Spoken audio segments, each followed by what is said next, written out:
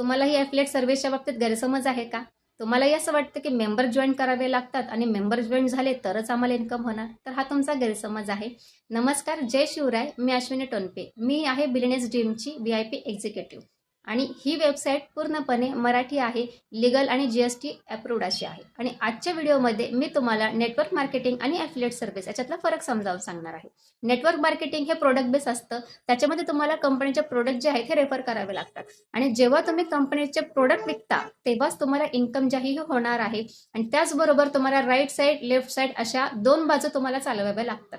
ज्यावेळेस राईट साईडचा मेंबर काम करत असेल आणि लेफ्ट साईडची टीम तुमची काम करत नसेल तर तिथेच तुमचं इन्कम जे आहे हे स्टॉप होऊन जातं आणि तुम्हाला पूर्णपणे टीमवर डिपेंड राहावं लागतं.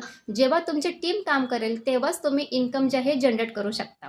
पण ॲफिलिएट सर्व्हिसमध्ये अशी कन्सेप्ट अजिबात नाही आहे. सर्वात महत्त्वाची गोष्ट, ॲफिलिएट सर्व्हिसमध्ये तुम्हाला कुठल्याही प्रकारचं प्रोडक्ट विकावं लागत नाही. इथे तुम्हाला लोकांना सर्व्हिसची व्हॅल्यू द्यायची असते आणि इथे तुम्ही सर्व्हिसची व्हॅल्यू देऊन ते रेफर करून तुम्ही नक्कीच इथे 80 ते 85% कमिशन जे आहे जनरेट करू शकता.